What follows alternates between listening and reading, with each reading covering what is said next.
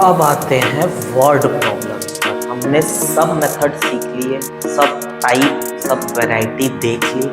अब मुद्दा है वर्ड प्रॉब्लम। अब आते हैं वर्ड प्रॉब्लम्स पर। हमने सब मेथड सीख लिए, सब टाइप, सब वैरायटी देख ली। अब मुद्दा है वर्ड प्रॉब्लम्स, जो कि पूछता ही है और इसी में सबसे ज्यादा बच्चों को दिक्कत आती है। तो एक एक करके हर टाइप के वर्ड प्रॉब्लम्स का एक एक एग्जांपल लूंगा मैं और देखेंगे कैसे सॉल्व करते हैं, कैसे अप्रोच करते हैं। पहला है प्रॉब्लम बेस्ड ऑन आर्टिकल्स। देखो, coach of a cricket team 22 बोला है। कोई भी कोच है क्रिकेट टीम का, 7 ठो बैट लेता खरीदता है और 6 बॉल्स खरीदता है। कितने रुपए में? 3800 रुपीज में। 7 बैट 6 बॉल खरीद रहा है 3800 रुपए में। और फिर वो 3 बैट खरीदता है और 5 बॉल खरीदता है 1750 रुपीज में। तो बोला है find cost of each bat and each ball. कैसे अप्रोच करना है? सॉल्यूशन। सबसे पहले एक बैट का प्राइस मान लो कुछ कि वो x होगा और एक बॉल का प्राइस मान लो y होगा। बचपन में ऐसे क्वेश्चंस भी किए हैं, टीचर्स भी पूछते हैं कि अगर 1 डजन एग्स का रेट अगर 70 है तो मतलब 1 डजन मतलब 12 अंडों का रेट कितना है? 70 रुपीज। तो आप एक अंडे का निकालो, ऐसा पूछा जाता है। तो सेम वैसे ही है, ठीक है, ये भी वैसे ही है। एक साथ उसने कुछ 7 बैट और 6 बॉल खरीदा और पैसा दिया 3800, और वैसे ही 3 बैट और 5 बॉल खरीदा उसने 1750 में खरीद लिया। अब हमको निकालना है हर एक बैट का प्राइस और एक बॉल का प्राइस। तो late price of 1 bat be x and price of 1 ball be y। एक बैट का प्राइस अगर x है, फॉर एग्जाम्पल एक अंडे का, वही वाला एग्जाम्पल, एक अंडे का अगर प्राइस है 5 रुपए, तो आप 10 अंडा खरीदते हो तो कितना रुपए? Multiply 10 into 5, 50 rupees. वैसे ही एक बैट का प्राइस है x रुपया, उसने कितना बैट खरीदा पहले? 7 बैट। तो 7x। क्या खरीद के वो रुक गया? नहीं रुका, बॉल भी खरीदा उसने। तो एक बॉल का प्राइस है अगर y रुपीज, y, तो 6 बॉल उसने खरीदा, 6 बॉल का प्राइस हो जाएगा 6y। और इसको मिलाकर उसने कितना रुपए दिया? 3800। मिलाकर मतलब ये, इसकी वैल्यू 3800 रुपीज उसने पे किया। 7 बैट का प्राइस, 6 बॉल का प्राइस, टोटल मिला के उसने पे किया 3800। सिमिलरली सेकेंड सिचुएशन के हिसाब से 3x plus 5y is equals to 1750।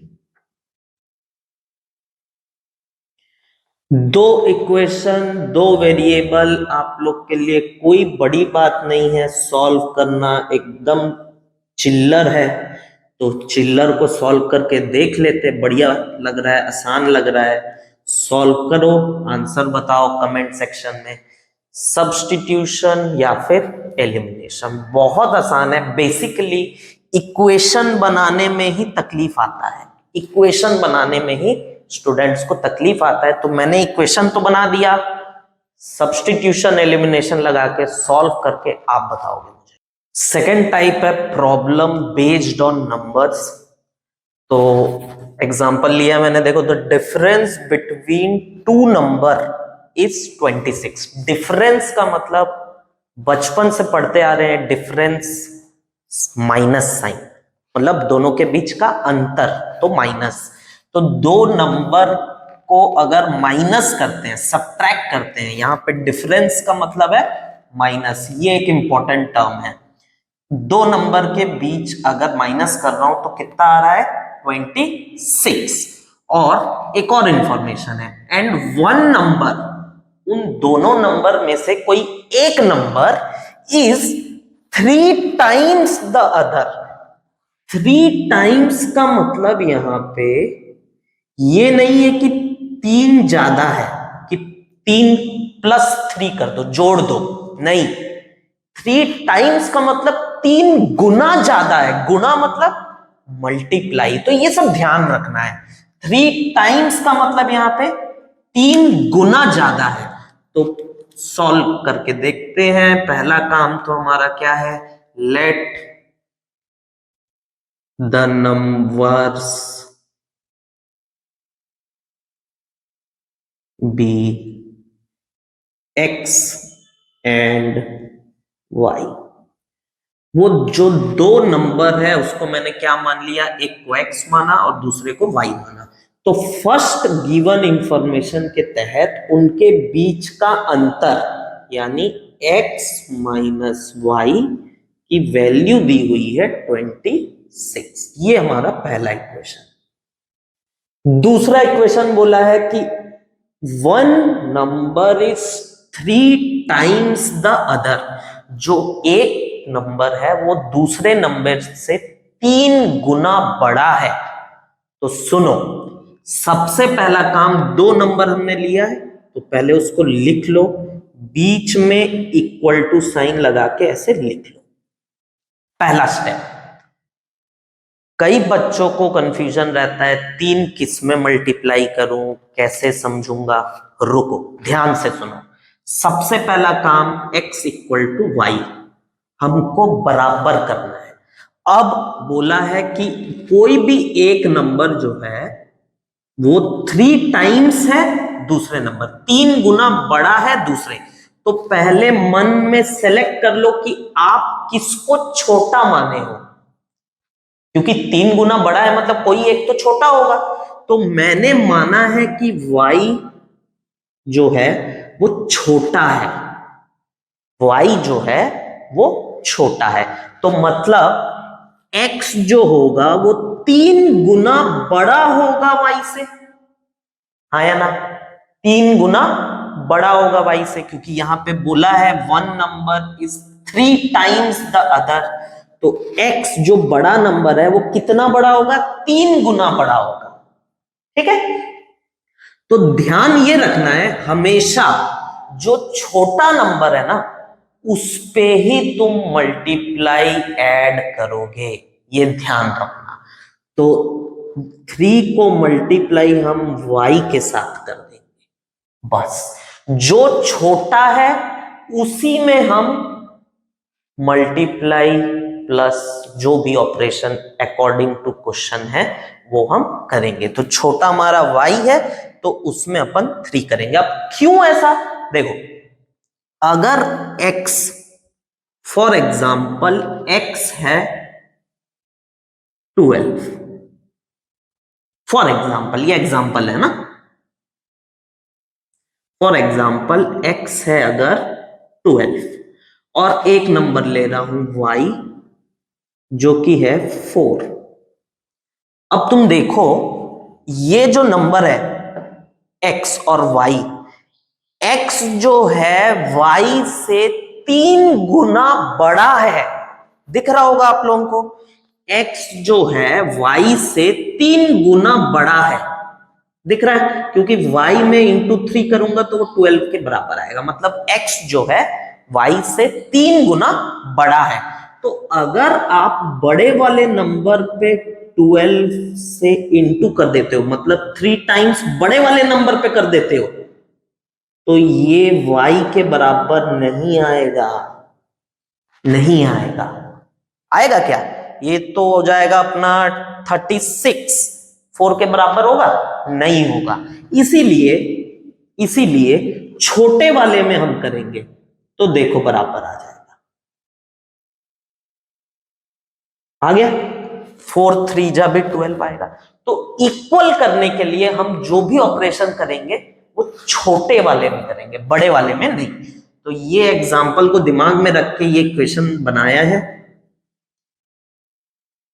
ये देखो, बस x इक्वल टू 3y दिख रहा है, सब्सटीट्यूशन मेथड यूज कर दो, यहां पे रख दो 3y, 3y minus y is equals to 26, तो 2y इक्वल्स टू 26, तो y इक्वल टू 13। जब y 13 निकल के आ गया तो x निकालना कोई बड़ी बात नहीं है, y की जगह 13 रख दो तो ये x की वैल्यू आ जाएगी 39। 13 इंटू 3, 39। बहुत सिंपल है, सिर्फ यहां इक्वेशन बनाने तक का मेहनत है, क्वेश्चन को पढ़ के इक्वेशन बनाने तक का। ध्यान रखना है, टाइम्स का मतलब होगा मल्टीप्लाई।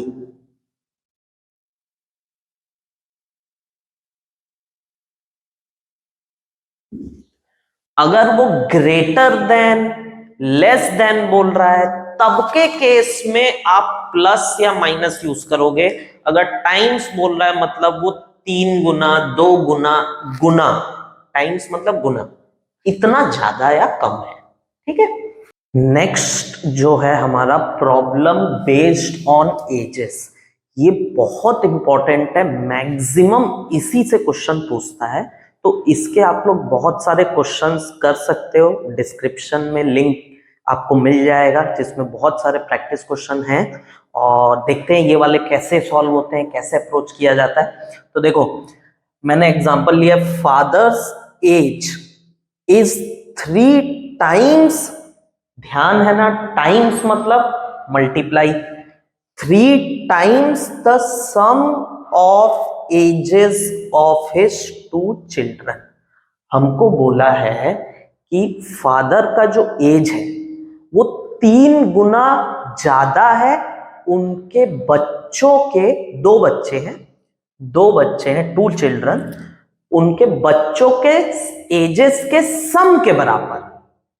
यानी अगर उनके बच्चे, एक है बच्चा 2 साल का और दूसरा है बच्चा 3 साल का, तो दोनों का सम ऑफ एजेस कितना हुआ? 5 साल, 2 + 3। तो इस 5 साल से उनके फादर का जो एज है वो कितना ज्यादा है? 3 गुना ज्यादा है। मतलब उनके फादर का एज मान लो 15, ऐसा तो हो नहीं सकता, बट 3 गुना ज्यादा है, तो मतलब 5 × 3, 15 के हैं वो। तो ये एक जस्ट एग्जांपल है। तो पहला इक्वेशन हम लोग को बोल रहा है कि 3 गुना ज्यादा है। तो ऐसे क्वेश्चन को अप्रोच करने के लिए आप प्रेजेंट एज, अभी जो उसकी उम्र है फादर की, उसको मान लो x, और दूसरा क्या दिया हुआ है? उनके बच्चों के सम ऑफ एजेस की, तो उसको मान लेंगे, उनका प्रेजेंट एज मान लेंगे y। उसका प्रेजेंट एज नहीं बोल सकते, कि मतलब बोलेंगे कि उन दोनों बच्चे के सम एज का सम जो है y है। ठीक है, तो देखो सॉल्यूशन, सबसे फर्स्ट स्टेप हमारा यही है, let present age of father be x, present age अभी जो उसकी उम्र है, and sum of ages of 2 children be y. मैंने फादर के प्रेजेंट एज को x ले लिया और उन दोनों बच्चों के एज के सम को y ले लिया। तो फर्स्ट वाले इक्वेशन के हिसाब से 3 टाइम्स, 3 गुना बड़ा है, 3 टाइम्स मल्टीप्लाई, याद रखना। तो सिखाया हूं मैं, एक जगह x, एक जगह y, इक्वल टू साइन रख दो, बीच में इक्वल टू साइन। अब इसको बराबर, कौन छोटा है, y छोटा है, तो मल्टीप्लाई किस में करेंगे, y में करेंगे। तो कितना मल्टीप्लाई करना है, 3 टाइम्स, मतलब ये बन गया, ये हमारा पहला इक्वेशन। सेकंड पढ़ते हैं, सेकंड सिचुएशन। आफ्टर 5 इयर्स, मतलब अभी से 5 साल बाद। तो इसको भी एग्जांपल देके बता रहा हूं कि मान लो आपकी एज है अभी 15, आप लोग की एज है 15, तो अभी एट प्रेजेंट, तो अभी से 5 साल बाद आपकी एज कितनी हो जाएगी, ऑब्वियसली +5 करना पड़ेगा। तो सिमिलरली फादर की प्रेजेंट एज है x, तो 5 साल बाद x +5, क्लियर। तो after 5 years his age will be twice, इसका मतलब भी मल्टीप्लाई करना ही है, ध्यान रखना, multiply.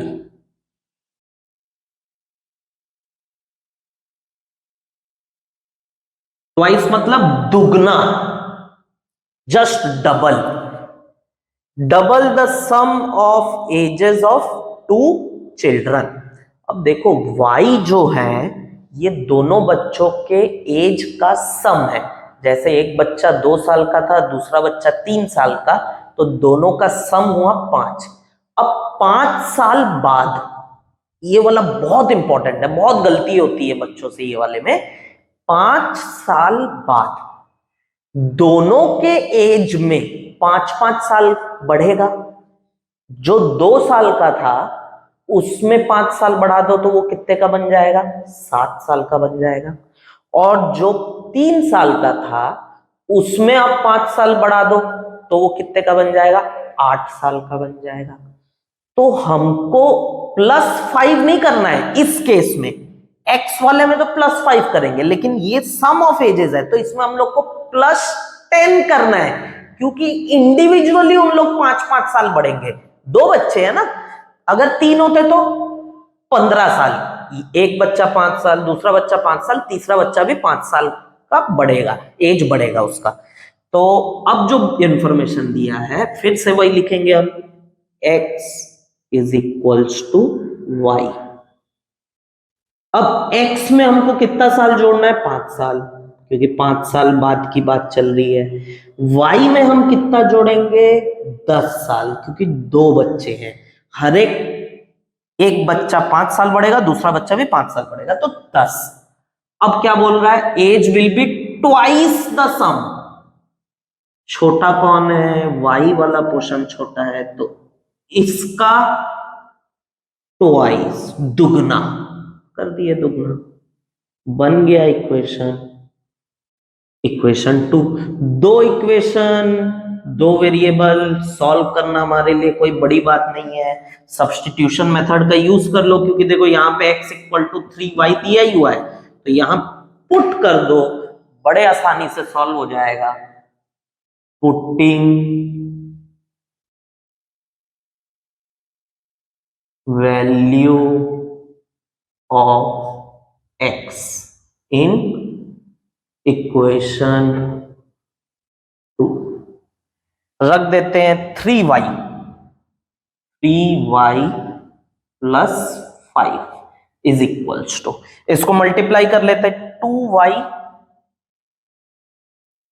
Plus 2 into 10 that is 20, y वाले साथ में 3y minus 2y is equals to 20 minus 5, तो y की वैल्यू निकल के आती है 15, मतलब दोनों बच्चों के एज का सम कितना है, 15। अब अगर y निकल गया तो x निकालना बहुत आसान है, x is equals to 3 into 15 that is 45।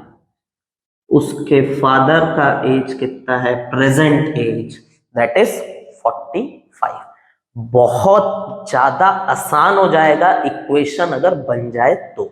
Equation बनाना ही हमारा मेन मोटिव है, उसी में बच्चे फंसते हैं। क्वेश्चन को बहुत अच्छे से पढ़ना है, चीजों को समझना है कि 2 चिल्ड्रन बोला है, 2 तो हर एक में 5-5 साल बढ़ेगा ना, दोनों मिला के तो 5 साल नहीं बढ़ेंगे ना यार, बहुत सिंपल बात है ये। तो वही चीज का यूज किया है, तो बस सब्स्टिट्यूशन मेथड का यूज करके हमने आंसर निकाल लिया। देखो एक और एज वाला क्वेश्चन है, इसमें बोला है, थोड़ा सा कॉम्प्लिकेटेड है बट एकदम ध्यान से सुनना है। प्रोडक्ट मतलब मल्टीप्लाई, इतना तो समझते हो। Product of Rihan's age 5 years अगो, 5 साल पहले का जो एज था रिहान का, उसका, और and his age 7 year from now, now मतलब प्रेजेंट एज से 7 साल बाद, इन दोनों का प्रोडक्ट मतलब मल्टीप्लाई। अभी आपका एज है 15, 5 साल पहले आपका एज होगा 10, ऑब्वियस बात है। इसका ये 10, इसका प्रोडक्ट अभी आपका जो एज है 15 में प्लस 7 साल बाद कितना हो जाएगा, 22। 22 इंटू 10, उसका जो वैल्यू दिया है is 1 more than twice his present age। 1 more than, इसका मतलब अपन को प्लस करना है, प्लस, मोर देन बोल रहा है मतलब एडिशन, और ट्वाइस बोल रहा है मतलब मल्टीप्लाई। ट्वाइस अपन इससे पहले भी देख चुके हैं, तो चलो आओ देखते हैं कैसे बनाना है इसको। तो प्रेजेंट फॉर्मूला तो सेम है, क्वेश्चन सॉल्व और अप्रोच करने का बेसिक पहला स्टेप है हमारा लेट रिहान्स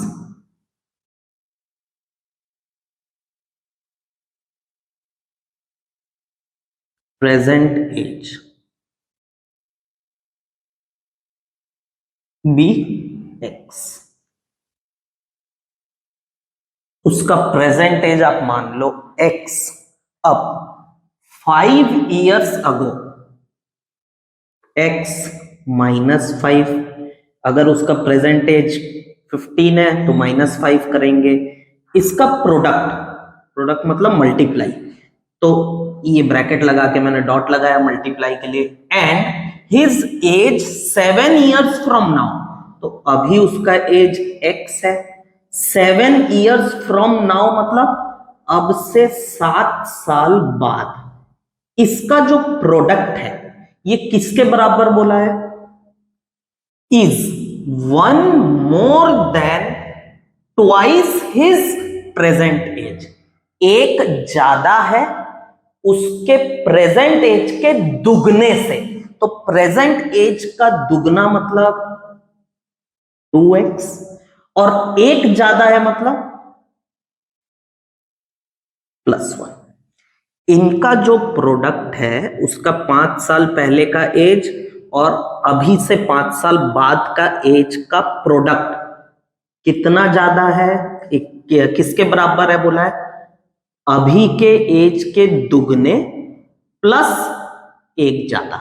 अब कई बच्चे +1 करते हैं, अब देखो मैं बता रहा हूं एक चीज, देखो, is 1 more than twice his present age, ये वाला आइटम जो बड़ा है कि ये वाला आइटम, +1 जो है मैं कहां करूं, रुको अभी इसको मैं अभी मिटा रहा हूं। 1 more than बोला है तो 1 कहां पे ऐड करना है, ये सबसे ज्यादा इंपॉर्टेंट है।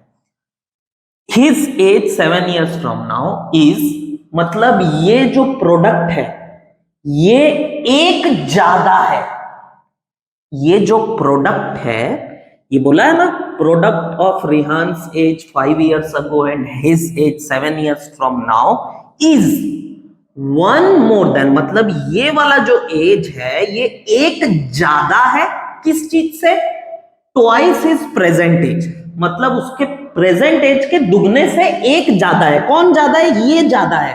तो +1 कहां करूंगा, इसी तरफ करूंगा ताकि ये इक्वेशन बराबर आए। इक्वल टू आए, क्योंकि ये छोटा हो गया, ये छोटा हो गया क्योंकि बोला है इसका जो प्रोडक्ट है ये ज्यादा है, कितना ज्यादा है, एक ज्यादा है, किससे ज्यादा है, उसके प्रेजेंट एज के दुगने से ज्यादा है, तो मतलब ये छोटा हो गया। तो 1 किस में जोड़ूंगा, अपन छोटे वाले में जोड़ते हैं, छोटे वाले में।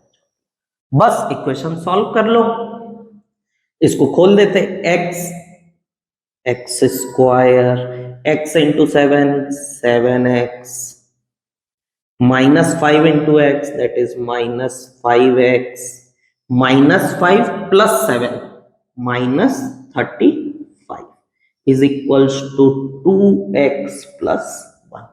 सबको एक ही तरफ लेके आ जाता हूं, x square 7 minus 5 2x minus 2x, फिर -35 है, ये इधर आएगा तो -1 इज इक्वल्स टू, बचा क्या यहां पे 0, 2x माइनस 2x कट गया, बच क्या गया, x square -36 is equals to 0। दिख रहा है, सिर्फ हमको इसके जीरोस निकालने हैं, तो बहुत आसान है इस इक्वेशन को सॉल्व करना। 36 को उधर भेज दो, x square is equals to 36, x is equals to √36, इसका मतलब x जो है ±6। अब प्लस माइनस क्यों, बताया है मैंने, +6 का स्क्वायर भी 36 होगा, -6 का स्क्वायर भी 36 होगा, तो यहां से x की 2 वैल्यू निकल के आती है, x की एक वैल्यू है +6 और x की दूसरी वैल्यू है -6। अब -6 को हम रिजेक्ट करेंगे, क्यों रिजेक्ट करेंगे, क्योंकि हमने रेहान का प्रेजेंट एज x लिया है, तो प्रेजेंट एज माइनस में हो सकता है क्या, नहीं हो सकता, ऑब्वियसली ये वाला कैंसल हो गया, रेहान का प्रेजेंट एज और कुछ नहीं 6 के बराबर हो गया। तो इस क्वेश्चन में सबसे इंपॉर्टेंट ये था कि आपको ये समझना है क्वेश्चन को पढ़ के इक्वेशन बनाना, और यहां पे सबसे इंपॉर्टेंट था कि दोनों का जो प्रोडक्ट है कौन ज्यादा है ये समझना इंपॉर्टेंट है। हिज एज 5 इयर्स पहले और 7 इयर्स फ्रॉम नाउ, उनका दोनों का प्रोडक्ट एक ज्यादा है, इज 1 मोर देन, मतलब उनका जो प्रोडक्ट है वो एक ज्यादा है, किस चीज से ज्यादा है, ट्वाइस हिज प्रेजेंट एज, मतलब उसके प्रेजेंट एज के दुगने, डबल से एक ज्यादा है, तो छोटा हो जाएगा उसका ट्वाइस एज वाला आइटम, छोटा हो जाएगा, तो +1 हमको इधर ही करना पड़ेगा। ये बहुत ज्यादा गलती होता है बच्चों से, यहां +1 कर देते हैं, तो ये ध्यान रखना। इक्वल लाना है तो हमको छोटे वाले में ऑपरेट करना पड़ेगा, चाहे वो प्लस बोले, मल्टीप्लाई बोले या जो भी बोले। फोर्थ है हम लोगों का problem based on a 2 digit number. तो पहले तो आप लोग को ये जानना पड़ेगा कि 2 डिजिट नंबर मतलब कि 10 से चालू होता है 99 तक, 2 डिजिट नंबर यही होते हैं। 2 डिजिट नंबर को हमको मानना क्या है, कैसे हम उसको मानेंगे, ध्यान रखना 2 डिजिट नंबर को XY मत मानना है, नहीं XY नहीं मानेंगे। फॉर एग्जाम्पल देखो, यहां पे मैं एग्जाम्पल देके समझा रहा हूं,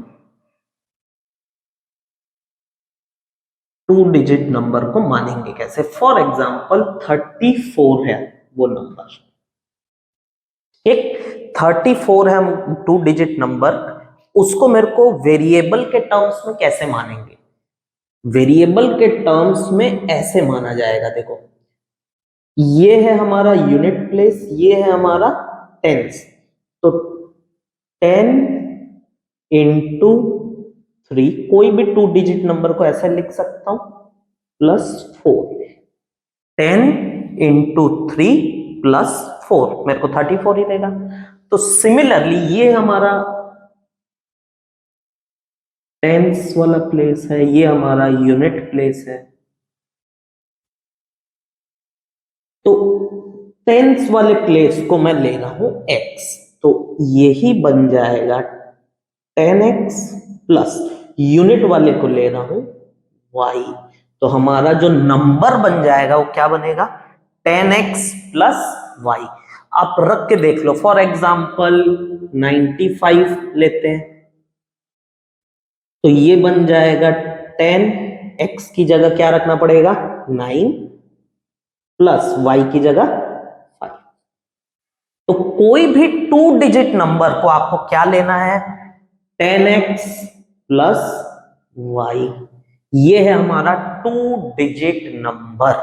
ये ध्यान रखना है, 2 डिजिट नंबर को x इंटू वाई नहीं लेंगे, उसको कैसे लेंगे, 10x प्लस y। तो चलो आओ क्वेश्चन को सॉल्व करते हैं। The sum of 2 digit number and the number obtained by reversing the order of its digit। कौन से दो चीज का सम बोल रहा है, कोई भी 2 डिजिट नंबर प्लस उसके डिजिट्स को रिवर्स कर दो। फॉर एग्जांपल यहां मैंने 34 लिया है, तो उसके डिजिट्स को रिवर्स कर दूंगा तो क्या बन जाएगा वो 43। ये देखो रिवर्स अगर कर दूं तो यही बन जाएगा 43, और इन दोनों का सम बोल रहा है, दैट इज 34 प्लस 43। ये एक एग्जांपल लिया मैंने, मतलब हमको किन दोनों को जोड़ना है, ओरिजिनल नंबर जो हमारा पहले था, 2 डिजिट नंबर जो हमारा ओरिजिनल नंबर है, और उसको रिवर्स करने पर जो नंबर आ रहा है, फॉर एग्जांपल यहां पे क्या आ रहा है 43 आ रहा है, उनको जोड़ने पर क्या मिल रहा है 99। तो ले लेते हैं, लेट द 2 डिजिट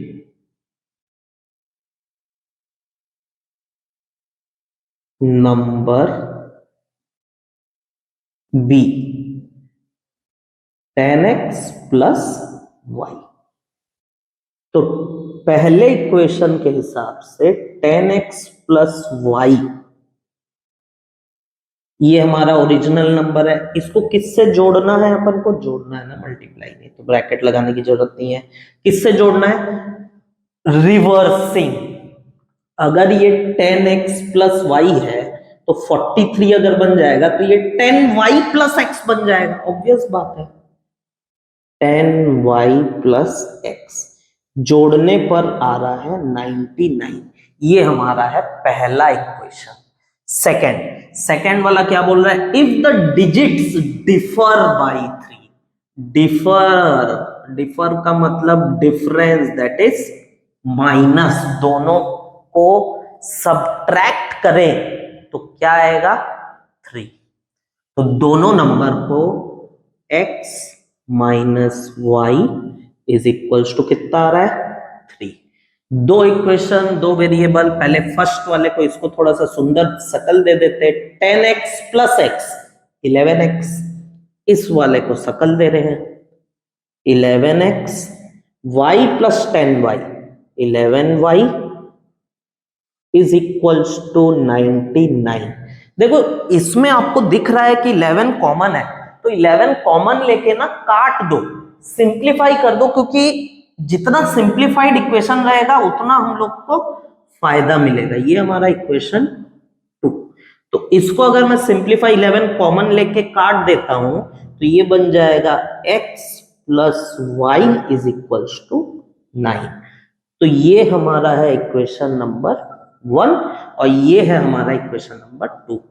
दो इक्वेशन, दो वेरिएबल सॉल्व करना कोई बड़ी बात नहीं है। मैं चाहता हूं आप लोग नंबर निकालो फिर भी, और मैच करना, मैं भी सॉल्व कर रहा हूं, आप उसको आंसर को मैच करना, ठीक है।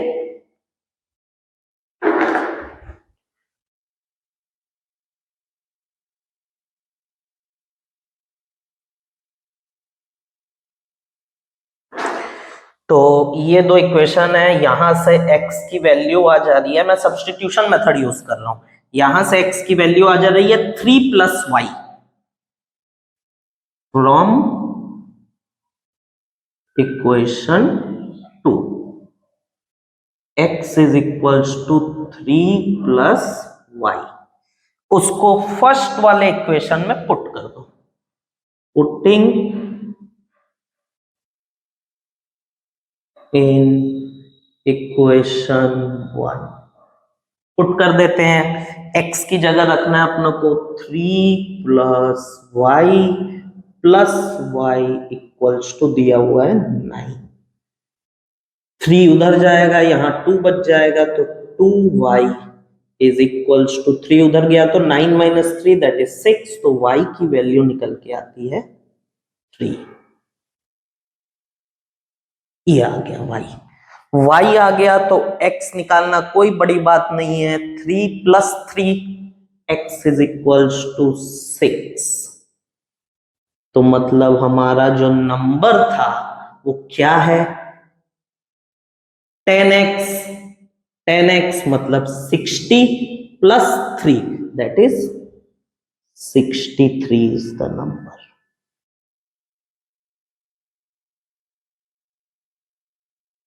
तो ध्यान रखना है 2 डिजिट नंबर वाले में अपन को ये वाला स्टेप बहुत इंपॉर्टेंट है।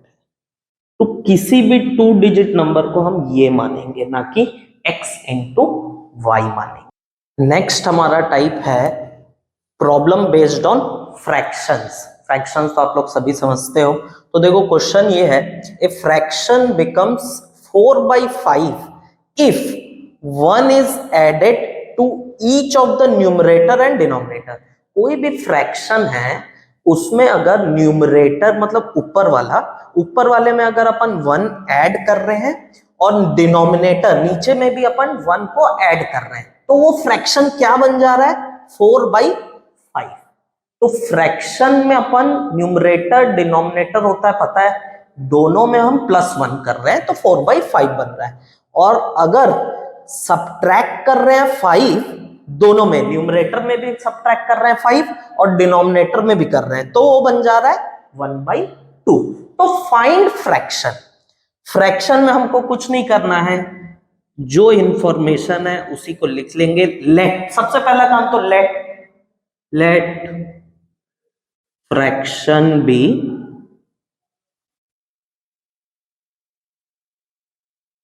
x upon y। हमने मान लिया कि फ्रैक्शन है तो x अपॉन y है। तो आप उसमें क्या करना है, फर्स्ट कंडीशन के हिसाब से दोनों में न्यूमरेटर में +1 डिनोमिनेटर में भी +1 और वो बन के निकल रहा है 4/5। ये हमारा इक्वेशन नंबर 1।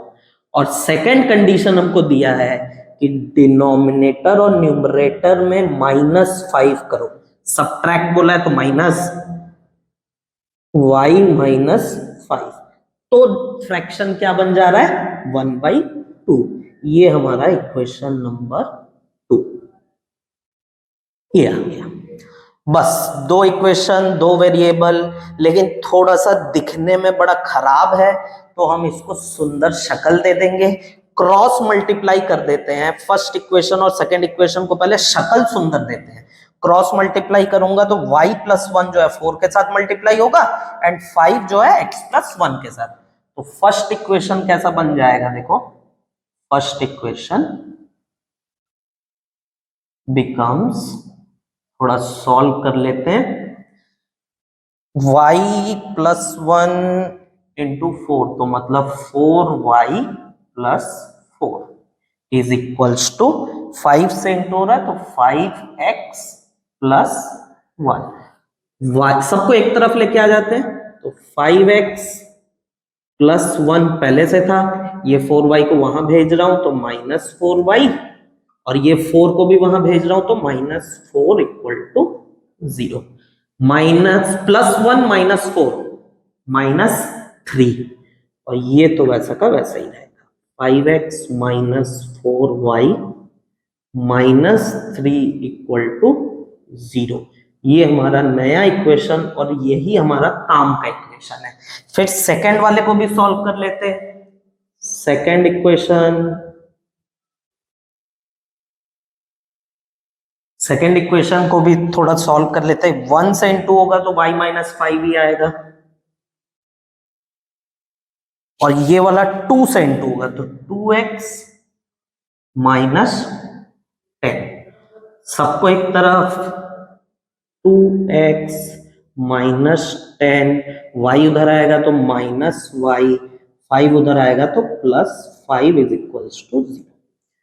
-10 प्लस 5 ये निकल के आता है -5, तो 2x minus y minus 5 is equals to 0। Equation number 4। बहुत आसान सा दिखने वाले इक्वेशन है, कोई भी मेथड लगाओ, कोई भी सब्स्टिट्यूशन हो, एलिमिनेशन हो, निकाल के आंसर आप लोग निकाल लोगे। मेरे को पूरी उम्मीद है आप लोग स्मार्ट हो, तो बहुत इजी है, कोई भी मेथड यूज करके सॉल्व कर लेंगे, और कमेंट सेक्शन में जरूर बताएंगे आंसर क्या है। नेक्स्ट वैरायटी है, देखो, problem on fix charges and running charges. Fix charges and running charges ये वो है कि फॉर एग्जाम्पल आप लोग को पॉइंट ए से पॉइंट बी ट्रैवल करना है, और उन दोनों पॉइंट के बीच का डिस्टेंस है 10 किलोमीटर। तो आपने एक टैक्सी बुक की, टैक्सी वाले ने आपको बताया कि फर्स्ट पहले 1 किलोमीटर के लिए वो लेगा आपको 10 रुपीज, दैट इज फिक्स्ड, वो अमाउंट फिक्स है। उसके बाद आप जितना भी ट्रैवल करोगे पर किलोमीटर आपको 5 रुपीज पे करना है। तो टोटल आपको कितना ट्रैवल करना है, 10 किलोमीटर। 1 किलोमीटर, फर्स्ट किलोमीटर के लिए आपको 10 रुपीज देना है, बचे कितने, 9 किलोमीटर बचे, और 9 किलोमीटर हर किलोमीटर का आपको कितना रुपए देना है, 5 रुपए। तो 9 इंटू 5 45, और प्लस वो जो फिक्स चार्ज है कितना है, 10 रुपीज। तो टोटल आपको 55 पे करना है। तो सेम टाइप का क्वेश्चन है, taxi charges consist of fixed charge and remaining charge depend on the distance travel. If a person travel 10 kilometer, he pays 68 rupees. 10 kilometre travel करने के लिए उसको 68 रुपीज देना पड़ रहा है, और 15 किलोमीटर के लिए वो 98 रुपीज दे रहा है। तो देखो, ऐसे क्वेश्चन में हमको दो चीज को कंसिडर करना है। Let fixed charge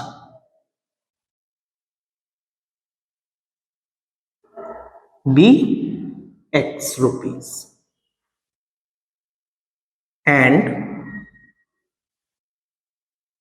charge per kilometer be y rupees, her kilometre के लिए y रुपीज।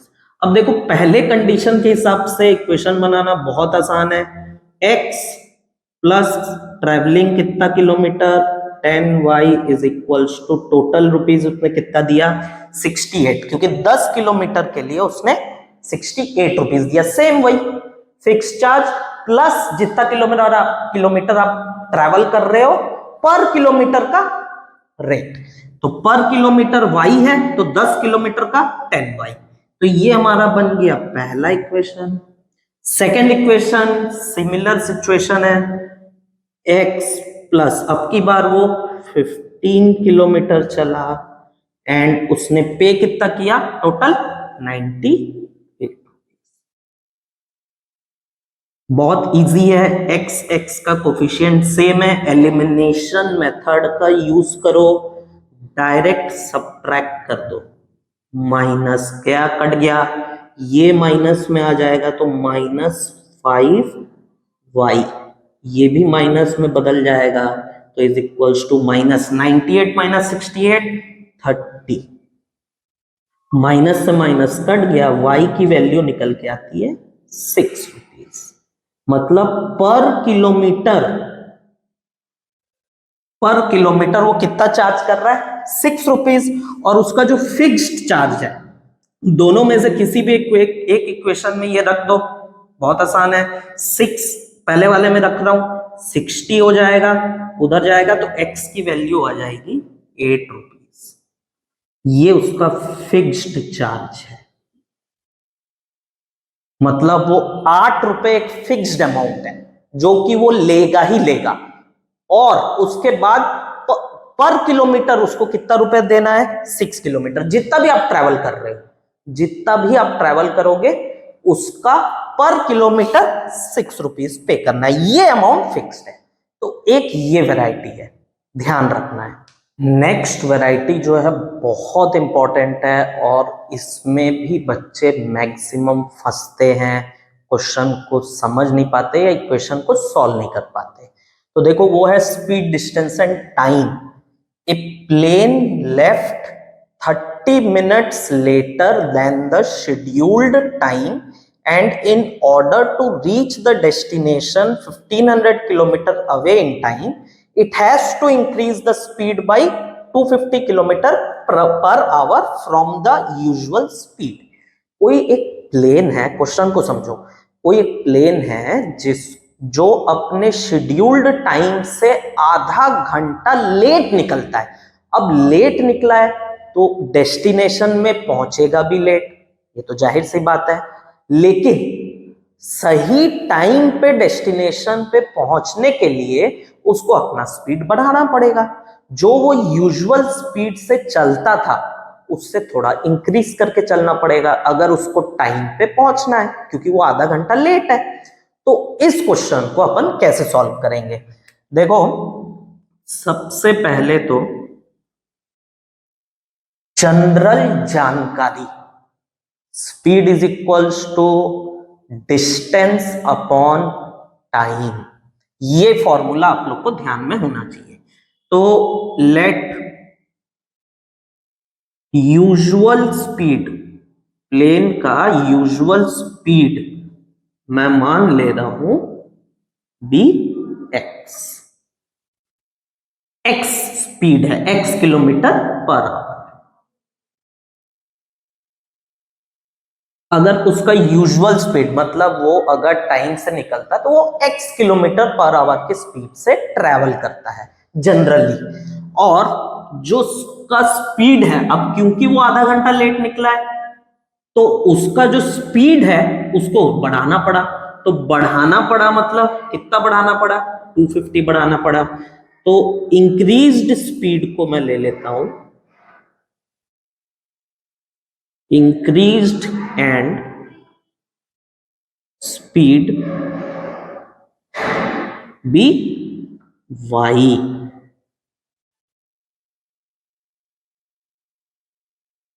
अब जो उसका स्पीड हो गया इंक्रीज होके वो कितना हो गया, y किलोमीटर पर आवर। ठीक, तो अब इस इक्वेशन, इस क्वेश्चन के हिसाब से यूजुअल स्पीड उसका है x। अब बढ़ने के बाद मतलब उसको टाइम से पहुंचने के लिए स्पीड को बढ़ाना पड़ेगा। तो बढ़ाने के लिए वो क्या कर रहा है, अपने स्पीड को 250 किलोमीटर पर आवर इंक्रीज कर दे रहा है। तो नया जो स्पीड निकला, नया जो स्पीड निकला वो क्या है, y है, ये है हमारा नया स्पीड।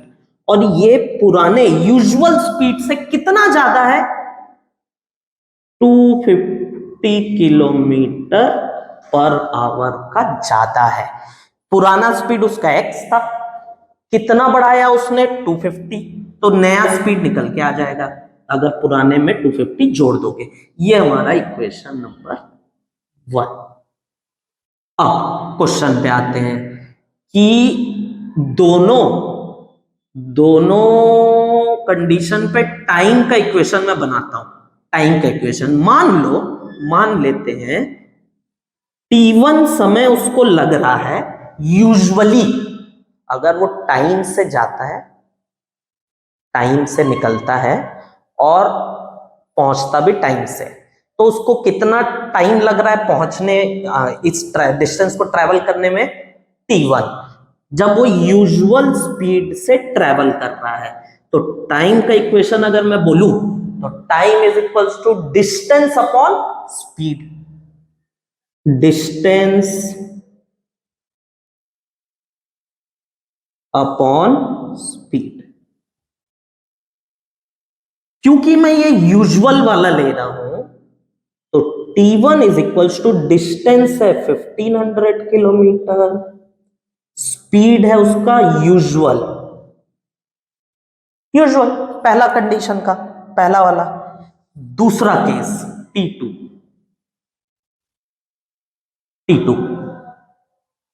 तो इस केस में डिस्टेंस तो उतना ही रहेगा, लेकिन स्पीड क्या कर दिया, वो बढ़ा दिया। कितना बढ़ाया, ये बढ़ गया। ये है नॉर्मल के बाद वाला, यूजुअल के बाद वाला, जब वो डिले करके निकला उसको टाइम लगा T2। अब देखो T2 जो है वो छोटा होगा, टाइम जो है कम लगेगा। क्यों? क्योंकि एक तो उसने स्पीड बढ़ा दिया, दूसरा वो आधा घंटा लेट निकला ना, आधा घंटा लेट निकला, स्पीड क्यों बढ़ाया? क्योंकि उसको टाइम पर वहां पे पहुंचना था, तो उसने टाइम, ये वाला T2 टाइम जो है, ये वाला क्या है, कम है एज कंपेयर टू T1। तो अकॉर्डिंग टू क्वेश्चन,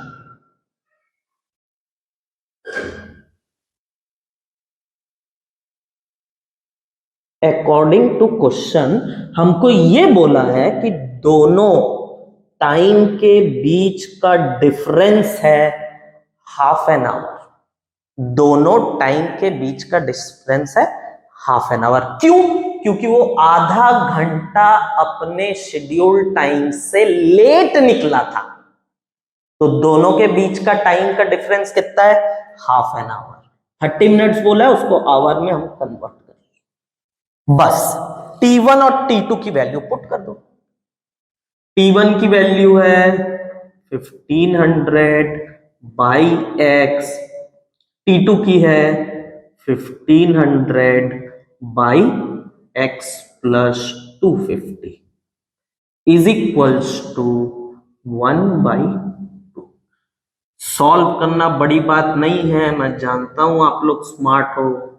1500 में कॉमन ले लिया,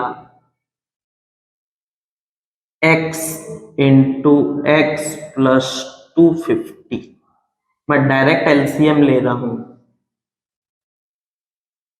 आप लोग भी उम्मीद करता हूं सॉल्व कर सकते हो। 250 minus x is equals to 1/2।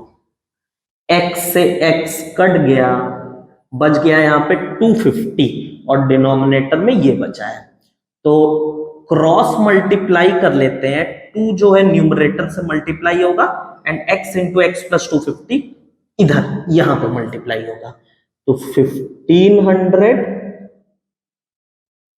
Into 250 into 2 is equals to x into x plus 250। Quadratic equation बन जाएगा, सॉल्व करना आसान है। 2 इंटू 15 30, तो ये बन जाएगा 300 into 25 and 0 x square plus 250 x.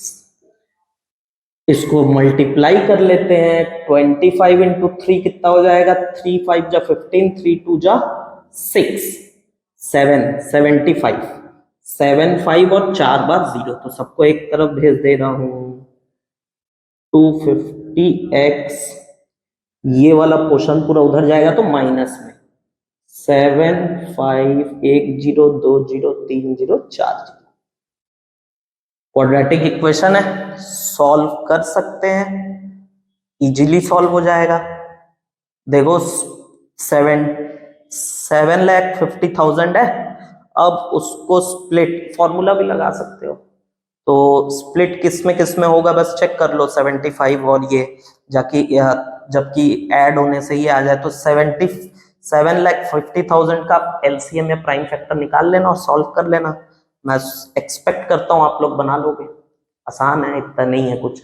Formula भी लगा दोगे तो फॉर्मूला मेथड जो है सिखाया हूं वो भी हो जाएगा। लास्ट वैरायटी हम लोगों का प्रॉब्लम्स बेस्ड ऑन एरिया, किसी भी चीज के एरिया पे बेस्ड है word problem.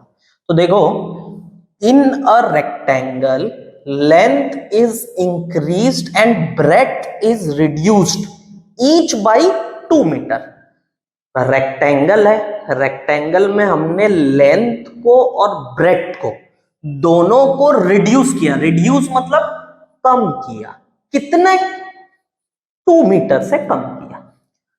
The area is reduced by 28 square metre. Area भी क्या हो गया? कम हो गया। तो आओ देखते हैं, चलो पहले पहले तो यहां तक में ही इक्वेशन बनाते हैं हम लोग। Let length be L and breadth be B। Length और ब्रेड्थ को मान लिया मैंने L और B। तो हमारे हिसाब से रेक्टेंगल का एरिया क्या बन जाएगा? एरिया इज इक्वल्स टू, फॉर्मूले के हिसाब से लेंथ इंटू ब्रेड्थ, यही होता है रेक्टेंगल का एरिया निकालना। तो area is equals to length into breadth, equation 1। अब कहानी देखते हैं क्या हो रहा है। लेंथ इज इंक्रीज्ड, लेंथ को बढ़ा दे रहे हैं। लेंथ को कितना बढ़ा रहे हैं? अच्छा, इंक्रीज बोला था, ठीक है, इंक्रीज बोला था और रिड्यूस ब्रेड को किए हैं, ठीक है ठीक है। तो लेंथ इज इंक्रीज, लेंथ बढ़ गया 2, ठीक, और ब्रेड्थ जो है वो 2 मीटर घट गया।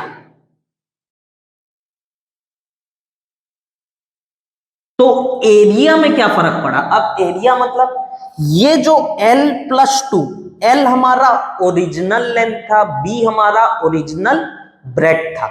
तो हमने अभी क्वेश्चन के अकॉर्डिंग 2 यूनिट बढ़ा दिया इसमें और 2 यूनिट ब्रेड्थ में घटा दिया। तो एरिया, तो ये नया लेंथ ये नया ब्रेड्थ, दोनों का प्रोडक्ट मल्टीप्लाई मेरे को एरिया देगा, इज इक्वल्स टू एरिया। अब एरिया में क्या हो गया? Area reduce to 28 square metre. एरिया में क्या फर्क आया? अगर ये नया लेंथ है ये नया विड्थ है, दोनों को मल्टीप्लाई करेंगे तो ओरिजिनल एरिया तो नहीं आएगा क्योंकि हमने कम ज्यादा किया है। ओरिजिनल एरिया में से कितना कम हो गया? 28। सिंपल है, सिंपल है, एकदम सिंपल है। लेंथ बढ़ाया 2 यूनिट, ब्रेड्थ कम किया 2 यूनिट। लेंथ नया लेंथ है, ये नया ब्रेड्थ है। तो ओरिजिनल एरिया से कितना फर्क आ गया? 28 घट गया। तो ओरिजिनल एरिया मेरा ए है, ये ए ले लेते हैं इसको, ए।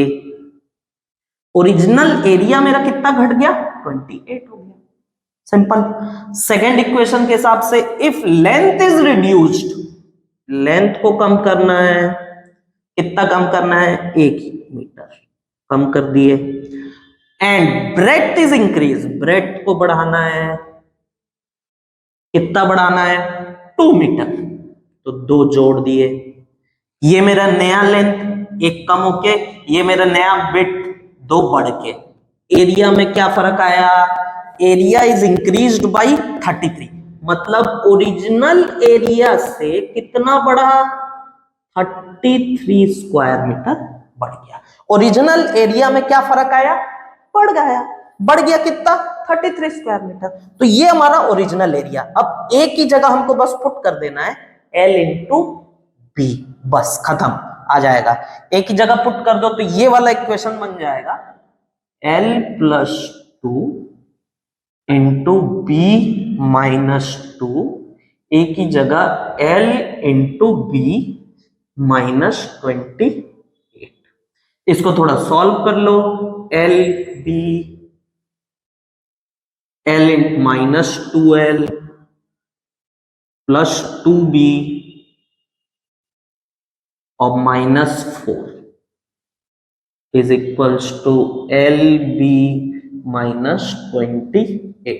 LB यहां पे भी प्लस में, यहां पे भी प्लस में कट जाएगा क्योंकि एक तरफ लाओगे तो माइनस में आ जाएगा।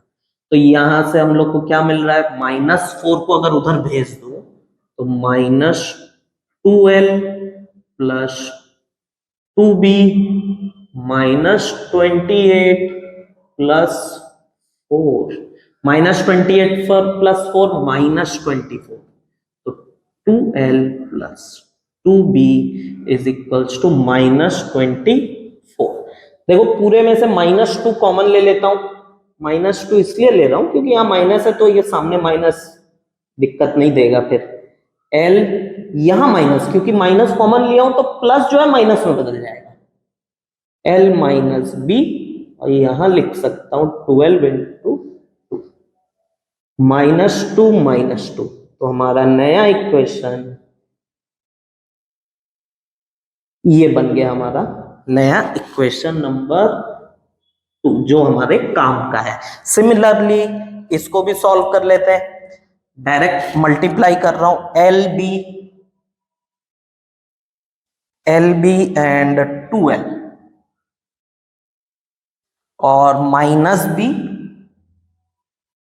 और -2, एरिया में क्या फर्क पड़ा है, +33, तो area l into b +33, l into b कटना ही था, बच क्या गया 2l minus b is equals to 33 plus 2, तो 2l minus B equals to 30। नया इक्वेशन हमारा, दो इक्वेशन, दो वेरिएबल, कोई भी मेथड से सॉल्व कर लो, लेंथ और ब्रेथ निकाल लो। बेसिक प्रोसेस सबसे जरूरी वाला ये था जो मैंने बता दिया, सबसे इंपॉर्टेंट। बाकी ये लोग, ये इक्वेशन सॉल्व करना तो आपके बाएं हाथ का खेल है, अब तो सीख ही गए हो आप लोग, इतने क्वेश्चंस में हम लोग किए हैं तो आसान हो जाएगा। आप लोग आंसर बता देना मेरे को, बहुत इजी है, ठीक है। तो ये हमारा लास्ट टॉपिक था वर्ड प्रॉब्लम्स का। चैप्टर हमारा यहाँ पे खत्म होता है। Linear pair of linear equation in two variable बहुत इंपॉर्टेंट चैप्टर था। और सबसे ज्यादा अच्छा चीज क्या है मालूम, सबसे ज्यादा अच्छा चीज इसके बाद वाला जो चैप्टर है ना, अब तुम लोग को वो वाला चैप्टर ना एकदम आसान लगेगा, क्योंकि उसमें कुछ ज्यादा कुछ है नहीं। क्वाड्रेटिक इक्वेशन, क्वाड्रेटिक अपन पॉलिनोमियल तो पढ़ ही चुके हैं, पॉलिनोमियल में था क्वाड्रेटिक इक्वेशन, जीरोस निकालना एकदम आसान। वर्ड प्रॉब्लम एरिया वाला, ये जो ऐसे वाले जो वर्ड प्रॉब्लम है ना, ये क्वाड्रेटिक इक्वेशन में आपको दिखेगा, ऐसे टाइप के एरिया रिलेटेड, तो ये भी अपन को सॉल्व करना आता है, कोई दिक्कत नहीं आएगा। क्वाड्रेटिक इक्वेशन बनेगा, हम उसको सॉल्व कर लेंगे, ज्यादा कुछ है नहीं, तो नेक्स्ट चैप्टर भी आप लोग के लिए आसान हो जाएगा।